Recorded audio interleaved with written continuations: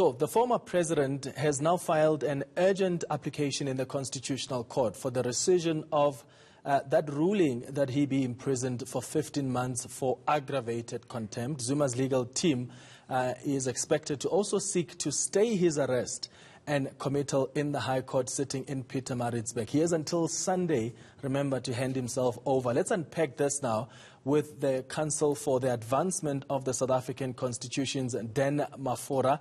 Dan, thank you so much for making time on the lead this afternoon. So, two applications that the former president is expected to make. We understand he's already filed papers in the Constitutional Court on this rescission application, and then the stay of the implementation of the order pending that application. Does he have these options to approach the lower court after that apex ruling? Afternoon, Chairman. Thank you so much for having me. So, this is a very interesting strategy by the former president and his lawyers. I am not sure that a high court would have the power to stay the implementation of the order, given that, you know, the Constitutional Court, which is the highest court in the land, is the one that gave that order. So it's not clear why they chose to split it like that and not just approach the court with one application, seeking, you know, the stay on the one hand and the rescission of the order on the other hand. But the rescission application as well is quite interesting because usually rescission applications are more about procedural issues and not substantive issues such as you know, impugning a judgment on the law. So it'll be very interesting to see what basis they raise for bringing this application. Yeah. So under what circumstances can one apply for this rescission?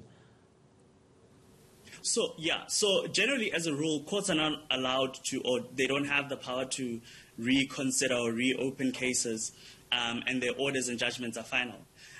What usually happens is where the parties, or one of the parties picks up a mistake in the order, or some small minor irregularity that a court would usually then consider either varying that order, which means changing it slightly, amending it, or rescinding it altogether. And the current rules around rescission usually just talk about an order that is granted without the one party being present, or an order that was not competent in law, which is to say an order that that a party cannot enforce or rather implement.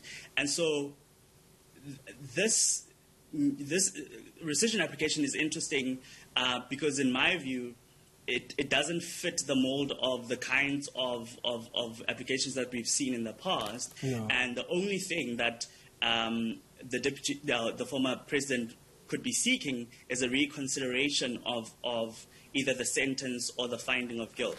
And that in itself is very unlikely. Yeah, it's so interesting. And I'm looking at the report by News 24. They've just released a report. They've looked at the papers that the former president has filed in the Constitutional Court. Apparently, he says that the 15-month contempt sentence threatens his life. So he's raising issues around his health. But it's so interesting, Dan, because he was given an opportunity, right? They asked him, what do you think is a proper sanction should we find that you are in contempt of court? And he wasn't interested to participate. And now that a ruling has been made, he wants to participate. Is what we're seeing what we know Jacob Zuma for? Stalingrad.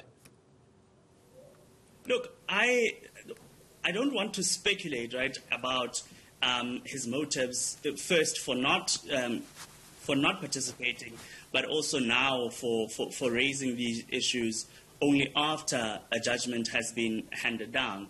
But obviously it does seem like an attempt to evade the inevitable, which is, or I don't know if it's inevitable, but to evade his imprisonment. Yeah. And so it's quite interesting because obviously usually what would happen in this case is he would appeal to a higher court, but this is the highest court and there's no appeal, but there's no appeal against its orders. But what he is trying to do is sort of an appeal, because now he's raising issues in mitigation of sentence that he was invited to do but declined. Yes. And so it's quite confusing, the sudden turn from his previous attitude, or from his attitude since these proceedings were first initiated. Yeah, we're out of time, but quickly in 20 seconds, Dan, how do you think the Constitutional Court is going to deal with this, given that the Deputy Chief Justice, Raymond Zondo, is now the acting Chief Justice?